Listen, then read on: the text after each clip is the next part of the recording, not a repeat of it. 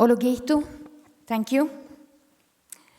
President of Greenland Parliament, President of Iceland, Premier of Greenland, ministers, indigenous leaders, Your Excellencies, brothers and sisters, dear friends of the Arctic. Allow me first to thank the organizer for allowing me as a representative of the Sami Parliament in Norway, the Sami people's democratically elected governing body, this opportunity to address the Arctic Circle Greenland Forum. I am looking forward to some inspiring days here. I believe we have a lot to learn from each other as we exchange good ideas and discuss potential future solutions. I'm also so happy that the organizers has chosen to include indigenous peoples in the program to such an extent. I wish all Arctic development for us would do the same. We, the indigenous peoples of the Arctic, have at least one thing in common. And no, it is not knowing how to dress warmly. It is the fact that the basis of our lives and our cultures are very closely tied to renewable resources like fishing, hunting, and trapping. For the Sami, of course, this includes reindeer herding. A large part of our sense of identity and cultural self-understanding is related to how we make use of and bond with resources and landscapes. Let me first tell you about my homeland, Sami, which existed long before the nation-states were established and national borders were drawn between Norway, Sweden, Finland, and Russia. Today, the Sami live as a minority because new settlements sprang up in traditional Sami areas. I would say that the historic backdrop is rather different for the Sami than it is for the Inuits and most other indigenous peoples in the Arctic. This has an impact on the type of relationship we have with our respective national authorities. In Norway, where I live, the Norwegian state's approach to dealing with the Sami takes place within the parameters of a unitary state. This constitutes an important foundation for developing and framing Sami policy in Norway, as opposed to the situation one finds in federal systems like Canada, or here, where the government of Greenland has gradually taken more and more economic and administrative responsibility from the state of Denmark. At this forum, we are talking about development.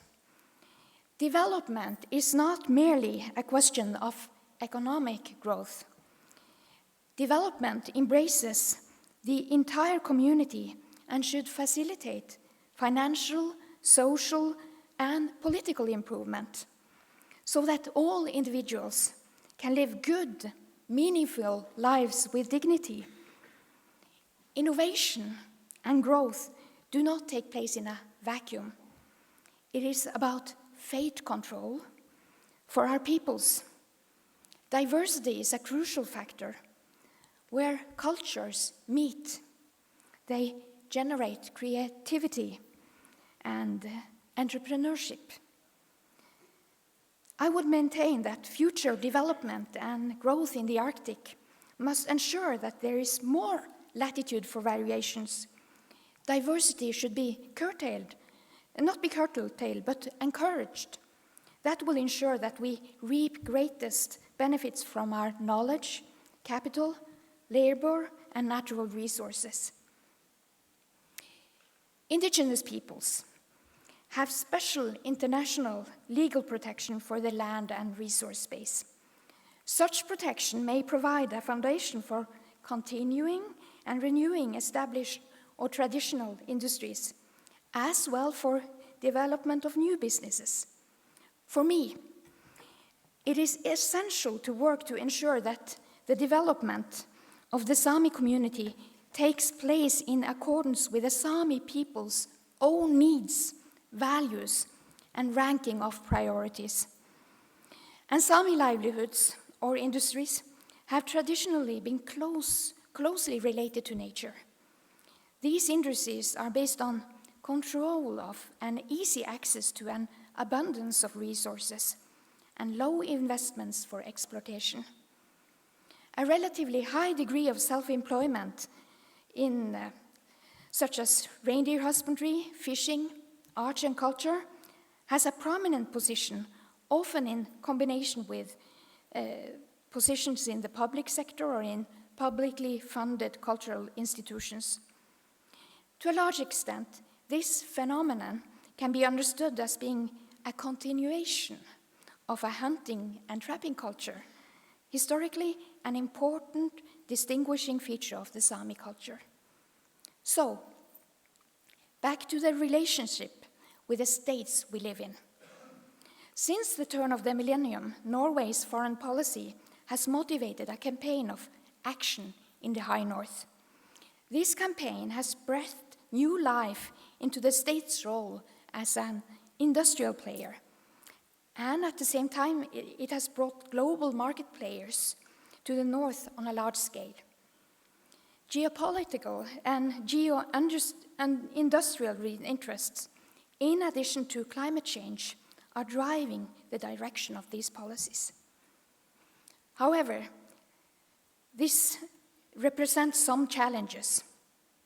I told you earlier that we, the Sami people, do not enjoy the same level of self-determination, for example, as the Inuit in Greenland, when it comes to, as example, management of natural resources.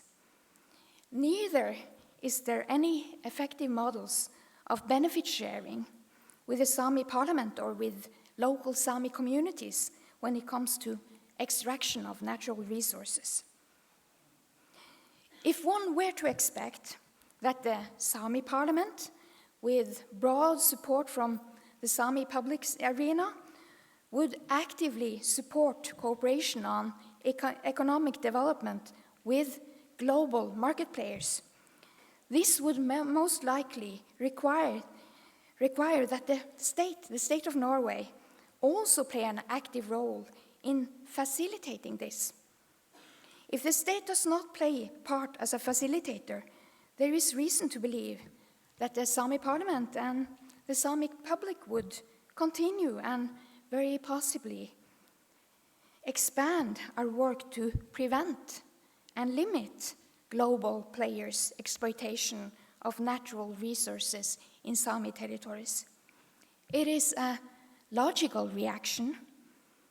No acknowledgement of our rights drives a need for us to limit access. That is not the best platform for development. Progress towards a more dynamic, sustainable business and industry for the Sami community primarily calls for structural changes in how the Sami parliament and the state, or really how the Sami people and the states we live in, work together to accomplish this. We believe that the Sami people, through the Sami parliament, must be given the latitude and the opportunity to be a Sami industrial policy developer in cooperation with local communities.